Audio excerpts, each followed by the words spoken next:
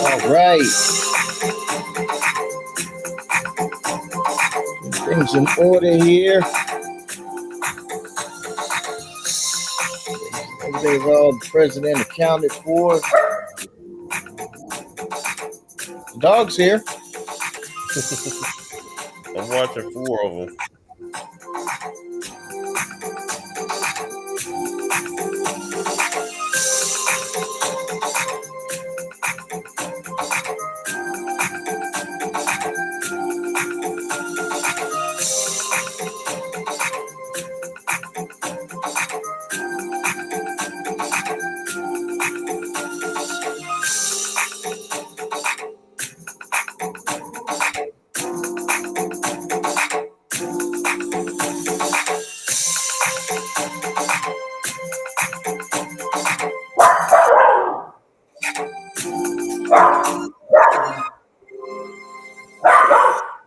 What would a broadcast be without man's good?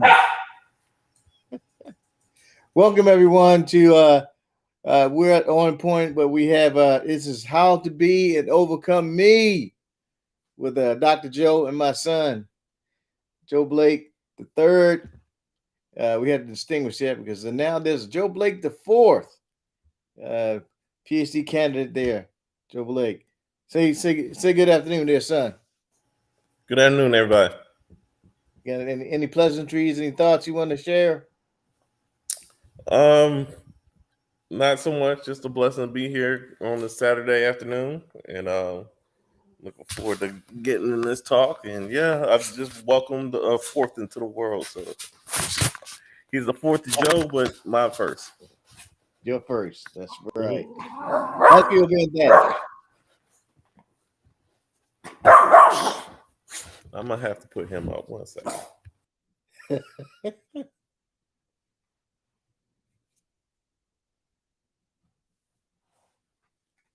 How's it feel being dad?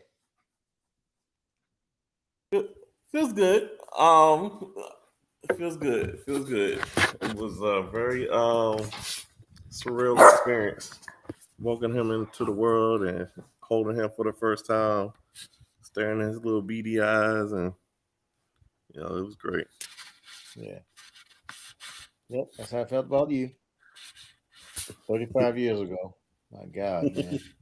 It felt like it was yesterday. Obviously, it wasn't. Right. All right. So I'm glad you were here with me, son, to be able to share this information. Each time when I read different things, I think about all the things that we've shared. We talk with one another and your brother and your sister as well. But this one is again about self-determination and psychology. I know this is a heavy subject for some, but at the same time, this is kids play when you and I we always talk about heavy stuff as well. So this is our presentation there. And so I have my other son there, Trayvone, because at some point my man's going to pop in there with us. Right now he's flying back to Bangkok. He may be there already, but he lives in Bangkok. But Trey he goes over the world taking care of technology infrastructure. So he lives in Bangkok, but he was in Guatemala when what was he? He was in Turkey.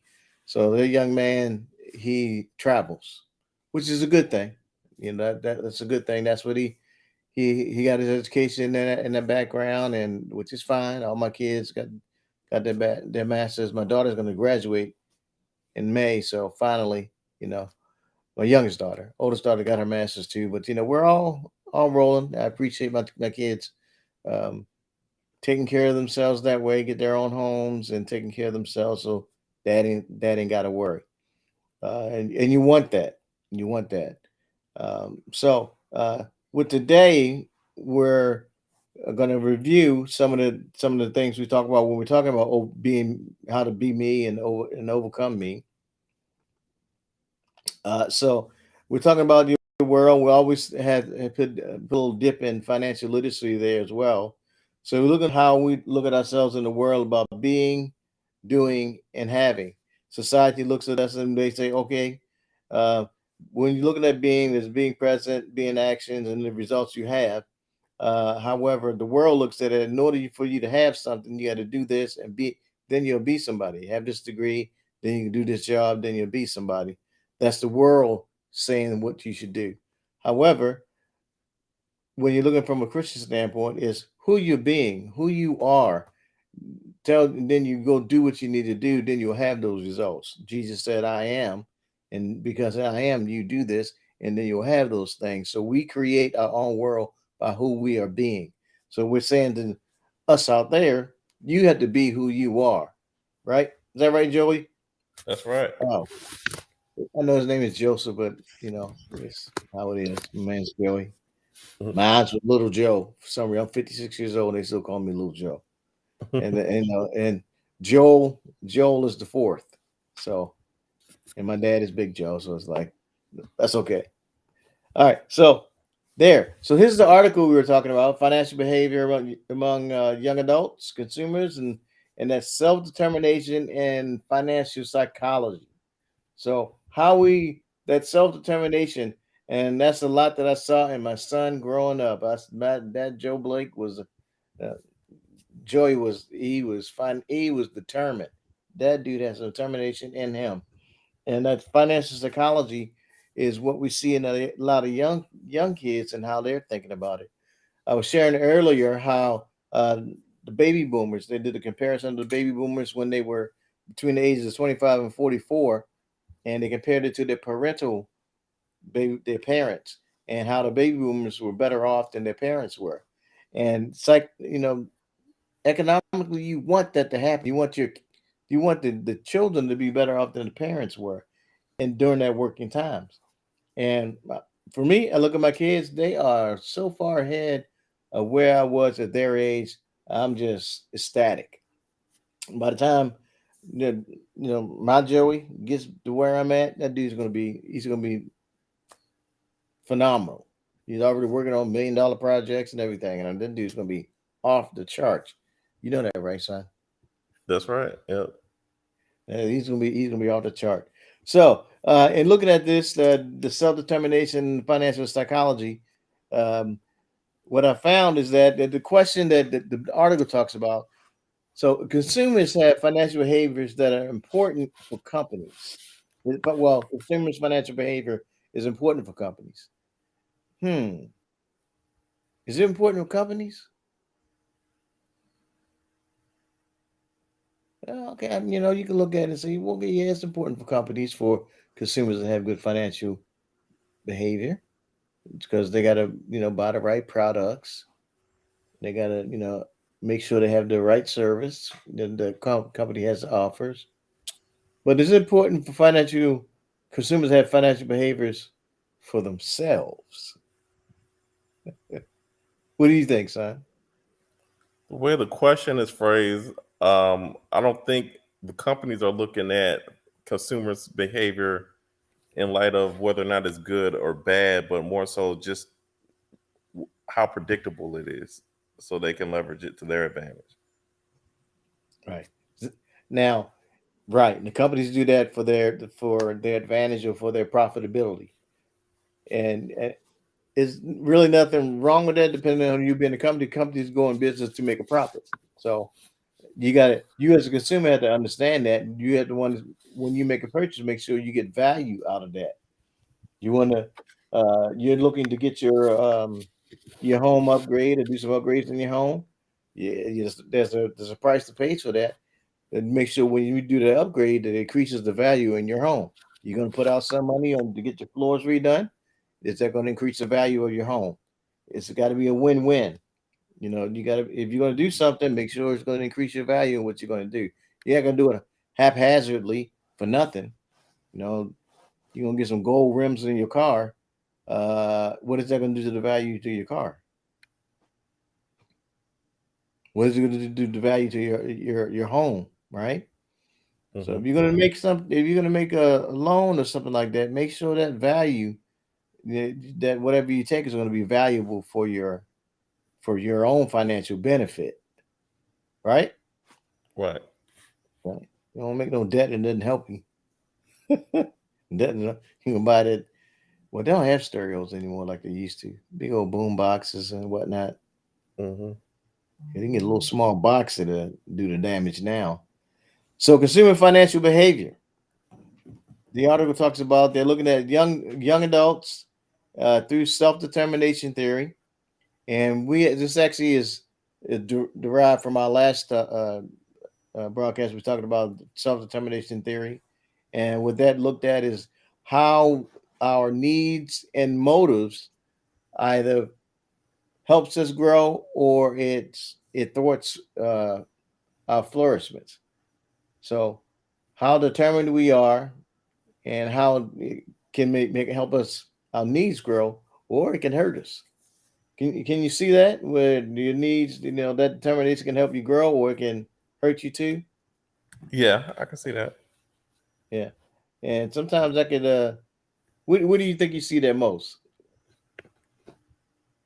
or have you seen it most? Where our needs can hurt us. Well, the determination. Sometimes you might be overzealous in achieving something, and you may not think it all the way through. Yeah, and how can it help us? Can help us because could be a situation where you do improve your standard of living, or you do achieve what you're in pursuit of. Right? Because if you grew up in a impoverished situation where you're in a home that has gazillion amounts of roaches and some rats in that bad boy too. You got to wake up in the morning, pull the rats off, pull the mice off the pad, and let the mouse put in the sink. I mean, in the toilet. Watch it Mm, swirl around, flush it. You know you don't want your kids growing up in that type of environment, do you? mm-mm. Smashing roaches. You don't want that. So you gotta change that. So if someone is determined to make a difference, you gotta make that difference. So the next generation won't have to go through that, and the next one won't have to go through that. You make a change, and if you're determined to make that happen, to make that change, you do it. But if you're just, oh, woe is me, I can't make it happen, it don't change. Mm-hmm. But I mean, it motivates you, or it can just, drive you down, to drive you. I mean, you see some people like that sometimes, don't you? Yeah. They just sit back and they just don't do nothing, or they have a hard time with life itself, and they don't want to do much of anything at all. It, it just stops them from living, and they don't want to go anywhere. All right, so let's look at it here. The framework. So the framework from the article talks about three main themes, and we're not going to go over all of the main themes because this article is going to take a little bit to go get through. So the first thing to talk about is self determination. Self determination it emphasizes the the internal grounds for self regulation from self regulation from personal development and behavior.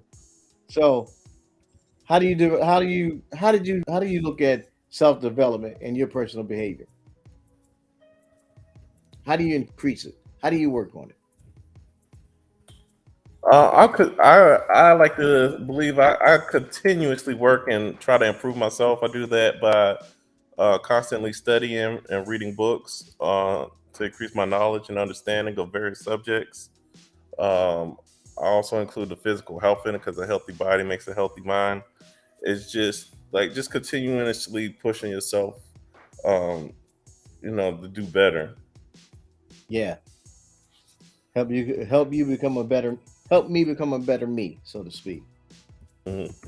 Because if you sitting there just watching, you know, what's the name of, some of those reality TV shows, man, that really ain't reality.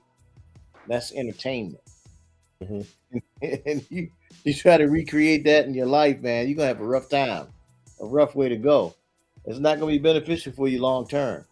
You know, acting that way, because man, that's not how life is. That's Mm-hmm. TV. That's why it's on TV. That is not how that happens. And so if your life's like that, it's only gonna be half circle. You know.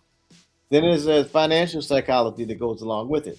So that's looking at the macro side of things, like the events such as the global economy, that global economic crisis. That's looking at that. Then there's the micro events. So that's financial behavior of individual consumers. So how does that play into it? The financial crisis was kind of devastating. I mean, you got to look at your environment and see.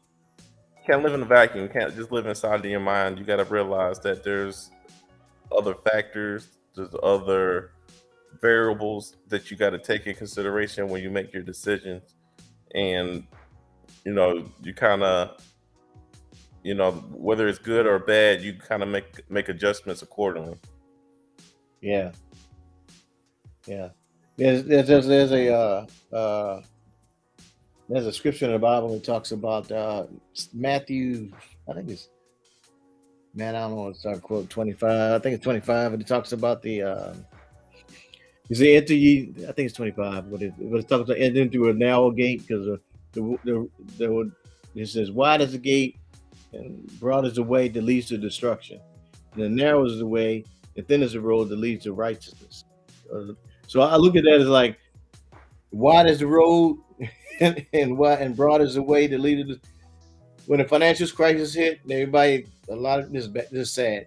A lot of people lost their home and everything because everybody's going after the way of interest only loans, only stated income. Yeah, I make 100,000, knowing that they didn't make that, and everybody was doing it, and then everybody lost their homes, which was a sad thing.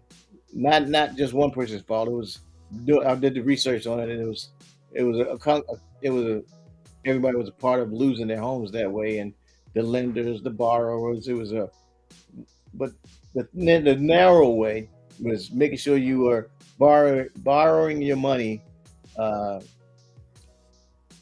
consciously based on what you were earning, what you're not earning, and it just caused a lot of people to falter in that way. So the individual had to take responsibility of what they were doing and not doing, and not putting themselves in a situation which caused them to get themselves out of whack, and that didn't occur. So now people from then had to recover. Sometimes it takes a little while to recover when you make large financial uh, decision like that, and that's when the debt management behavior comes in. And sometimes debt can kind of swallow you a little bit. All right,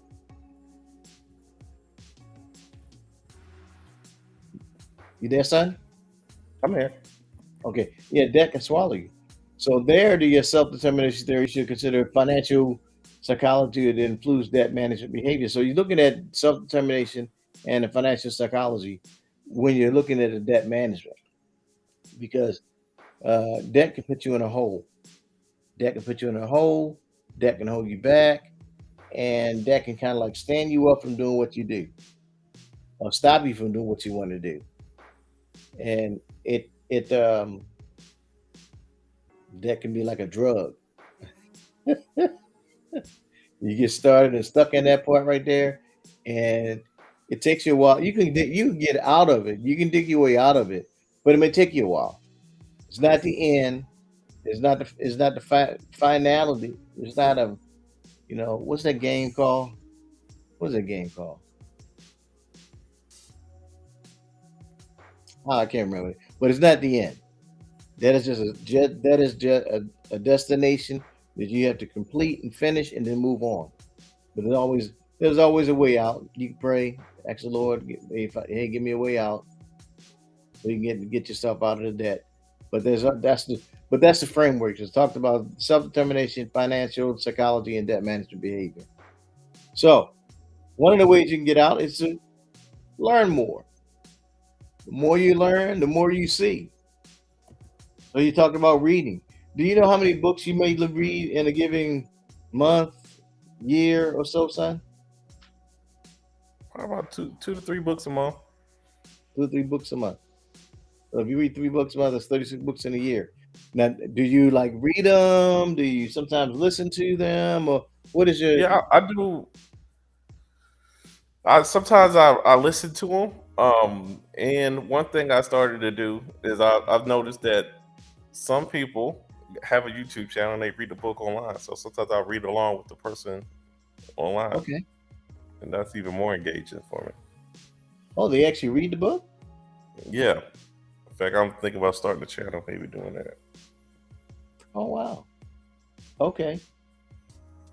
Speaking of that, I actually myself and another business associate, Joanna Walker, we have a book club that meets on Mondays at 1 o'clock. We read a book, and there's a group of us there. We discuss what we've read and what we learned, what we gained from it. Uh, kind of an older crowd, but the experience that we have, we gain. The objective is to get better and be able to share what we know with others to help us get better and help everybody else get better too. It's good to get that knowledge, but at some point, as you learn, you have to become a product of the books you read and the books you read and the books you listen to. It's because if you get all that knowledge and information and you set on it, you get knowledge fat. All that knowledge, but you do like you're Yeah, I doing was right now, being able to take the information and share it. Somebody's gonna listen to us. Somebody's gonna hear I something that was, I you. was watching an episode of Hoarders not too long ago. There's quite a few people out there that they have a collection of a whole bunch of books, and Uh, it's like unsafe for them to live where they're at because they got so many racks of books and it's cluttered. yeah, don't let a match catch them. Yeah, that's right. I got all kind of. I got books, but I also got a little tablet. This right here is called Remarkable. I don't know if you've Hmm. seen this, but there's a lot of digital articles and things like that that I have. So yeah, but the more you learn, the more you can see. And there was a time that I don't know, man. I read books, but I like reading. I'm nut when it comes to that. I don't know why. All right, so there's 4 theories within the self-determination theory. One is thinking evaluation. So you got to look at the basic desire in thinking. You got to control yourselves and feel confident. So when you're doing that, that's where it comes from. Self-confidence, self-determination. The more you know, the more you can kind of control. You know, and you ain't got to know it all. Like I mentioned before, I don't know everything. I don't know. I don't. And I don't claim to know. Even though I have a PhD, a lot of schooling, I don't know it all, but I do know a lot. Some people with higher education, they act like they know it all. No, mm-mm. But I do know a lot, man. I do. What about you, son? You know everything, No.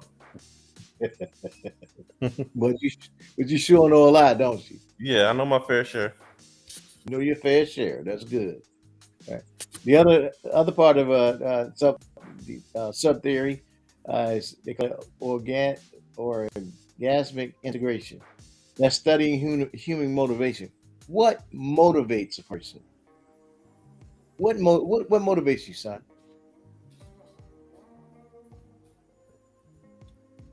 Financial freedom motivates me. That's what Okay. motivates me.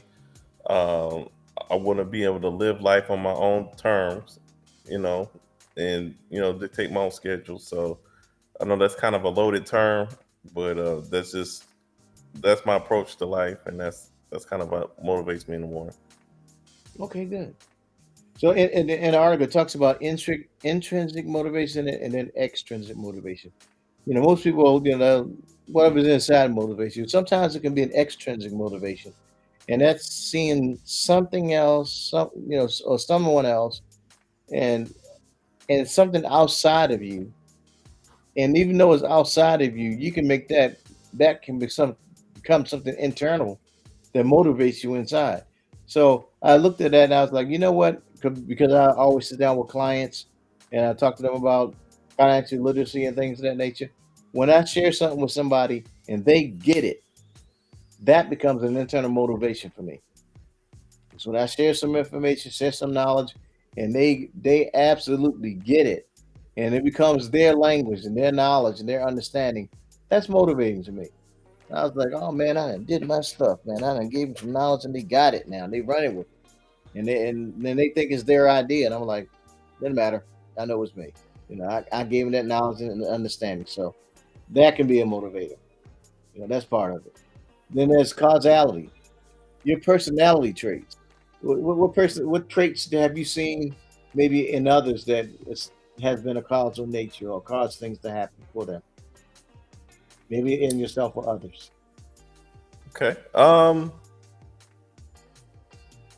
Some people just have incredible patience, and they're able to communicate with people real well, build that Hmm. um common ground with them, and Hmm. to relate to people on a personal level. So it's not all just business, and I've seen like that like translate into a better business relationship because they have that gift to speak to people, and they genuinely have a like and love for people, and so that's I've seen that I've seen other people be successful with that. Yeah. Yeah, I like that incredible patience because you do have to have when you're dealing with people, you're in the people business. Yeah, you have to have that. And then there's basic psychological needs like autonomy, competence, and relatedness, and that's what we just sharing. You have to have those basic psychological needs. You don't have those, can't relate to people, then you are absolutely in trouble. All right. So ending again, this is our model for overcoming how to be and overcome me. Got to be that individual. Got to do it, and then you'll have. So being you, you can do what you need to do, so you can have what you want to have. That's being present, the actions and the results. You're not listening to the world telling you what you need to be. You're listening to what Jesus calls you to be, and then you can do it, and then you have the results that you need to have. This is the article that we read. It was written by H. Park, Financial Behavior Among Young Adults. We're going to use this article so you can continue forward for our next session about financial literacy, about how to be. There's a contact information there, website, Zoom link, the book that I've written. The second book is coming. That's supposed to be out long ago, but that's on its way. Some like that is follow one course until successful. Um, so that we have there. Joseph, any thoughts or anything that I missed, son, that you think you want to add to the conversation? Um, I think this is a very important topic. Something that we don't really think about, and that is being determined. Like, how many of us can say that we are determined and we are purpose intentionally moving to achieve whatever goal it may be that we want for our lives. So the power of being determined, steadfast, knowing what you want, and then taking the steps to achieve that, I think is important. And it's those attributes is